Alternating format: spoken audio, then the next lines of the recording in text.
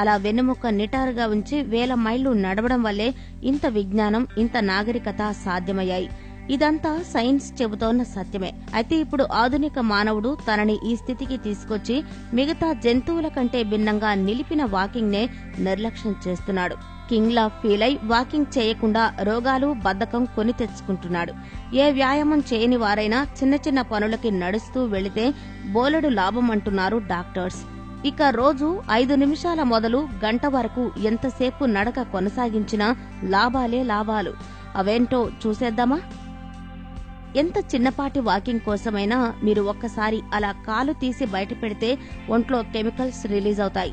వాటి వల్ల నడవడానికి శక్తి విడుదలవుతుంది.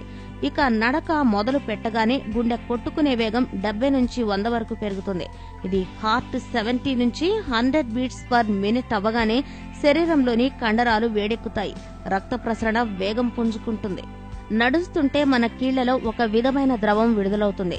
దానివల్ల మనం ఈజీగా నడవగలుగుతాం.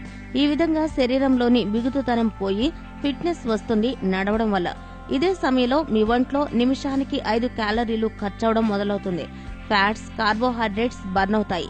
5 నిమిషాలు నడిచాక 6వ నిమిషం నుంచి 10 నిమిషాల వరకు వాకింగ్ చేసేవారి హార్ట్ బీట్ మరోసారి పెరుగుతుంది. నిమిషానికి 100 నుంచి 140 సార్ల దాకా గుండె కొట్టుకోవడం జరుగుతుంది. అలాగే నిమిషానికి 6 క్యాలరీలు కరుగుతాయి శరీరంలో. మన శరీరంలో ఇదే సమయంలో జరిగే మరో మార్పు బ్లడ్ ప్రెషర్ పెరగడం. రక్తం కదిలే వేగం పెరగడంతో ఒంట్లో మరిన్ని కెమికల్స్ విడుదలవుతాయి. వీటి ఫలితంగా రక్తనాళాలు సాగుతాయి. ఎక్కువ రక్తం కండరాలకు అందుతుంది.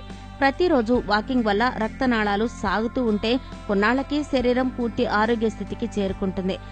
శరీరంలోని అన్ని అంగాలకి రక్తం, ఆక్సిజన్ తగినంతగా చేరుకుంటూ ఉంటాయి. ముఖ్యంగా గుండెకి వచ్చే పోయే రక్త ప్రసారణ మార్గాలు ఆరోగ్యకర స్థితికి వచ్చేస్తాయి. దీనివల్ల హృదయ సంబంధమైన ప్రమాదాలు తప్పుతాయి. ఇక 11 నుంచి 20 నిమిషాల నడుమ మీరు వాకింగ్ కంటిన్యూ చేస్తున్నప్పుడు శరీర ఉష్ణోగ్రత పెరుగుతూ ఉంటుంది. ఇది కూడా ఆరోగ్యకర పరిణామమే. ఎందుకంటే శరీర ఉష్ణోగ్రత పెరగడం వల్ల చర్మం దగ్గర ఉన్న రక్తనాళాలు ఉబ్బటం జరుగుతుంది. వాటిలోంచి వేడి విడుదలవుతుంది. చెమటలు పోస్తాయి. చెమటలతో పాటు అనేక మలినాలు బయటికి పోతాయి. మరోవైపు నడక కొనసాగిన కొద్దీ మన శ్వాస మరింత దీర్ఘంగా మారుతుంది. బయట నుంచి కొత్త స్వచ్ఛమైన గాలి ఊపిరితిత్తుల్లోకి చేరుకుంటుంది. నిమిషానికి 7 క్యాలరీల శక్తి వినియోగం జరుగుతుంది. ఈ దశలో జరిగే మరో విశేషం ఏంటంటే మన ఒంట్లో ఎపినెఫ్రైన్, గ్లూకాగన్ అనే హార్మోన్లు విడుదలవుతాయి. వీటిల్లో ఎపినెఫ్రైన్ ఉపయోగం ఏంటో వింటే ఆశ్చర్యపోతారు. దీనివల్ల ఆస్తమా అటాక్ రాదు. అలాగే అలర్జీలు పోతాయి. నిజానికి ఈ హార్మోన్ బయట షాపులో మెడిసిన్ లాగా అమ్ముతుంటారు. కానీ 20 నిమిషాలు నడిస్తే మన శరీరమే తనంత తానుగా ఎంతో ఉపయోగకరమైన హార్మోన్ ని తయారు చేసుకుంటుంది. ఆస్తమా, అలర్జీలు పోతాయి.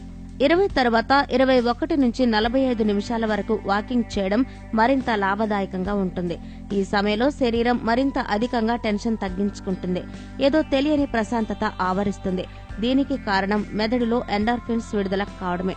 ఇదే స్థితిలో చాలా మంది అధిక బరువుకి కారణమైన ఇన్సులిన్ నియంత్రణలోకి కూడా వస్తుంది. ఇన్సులిన్ స్థాయి పడిపోతే ఒంట్లోని కొవ్వు కరగడం వేగవంతమవుతుంది. అంటే అధిక బరువు తగ్గుముఖం పడుతుందన్నమాట. మరోవైపు ఇన్సులిన్ లెవెల్ కంట్రోల్ అవడం షుగర్ వ్యాధిగ్రస్తులకి మంచిదని ప్రత్యేకంగా చెప్పాలా? 46 నుంచి 60 నిమిషాల దాకా అంటే గంట సేపు చెమటలు చిందేలా మీరు కాని నడిస్తే ఇంతకు ముందు మనం చెప్పుకున్న లాభాలన్నీ రెట్టింపుగా లభిస్తాయి. రక్త ప్రసరణ ఆరోగ్యవంతంగా ఉంటుంది. మరింత ఎక్కువగా క్యాలరీలు కరుగుతాయి. శరీరానికి బోలెడంత ప్రాణవాయువు అందడం వల్ల స్వచ్ఛంగా, హాయిగా అనిపిస్తుంది. ఎండలో ఉండడం వల్ల సూర్యుడి కిరణాల్లోని డి విటమిన్ పుష్కలంగా అందుతుంది. రోగ నిరోధక శక్తి లభించడమే కాక మనసుకు ఉల్లాసంగా అనిపిస్తుంది. గుండె కూడా భద్రంగా ఉంటుంది. లాస్ట్ బట్ నాట్ లీస్ట్, గంటసేపు నడవడం వల్ల మానసిక ఒత్తిడి తగ్గించే రసాయన చర్యలు కూడా మన దేహంలో జరిగి ఉత్సాహంగా తోస్తుంది. ఇన్ని కారణాలున్న నడకని మనం ఏం చేస్తున్నాం? పడకేం చేస్తున్నాం?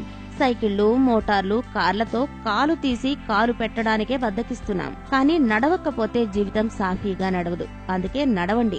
ఆరోగ్యకర జీవితం వైపు సాగిపోండి.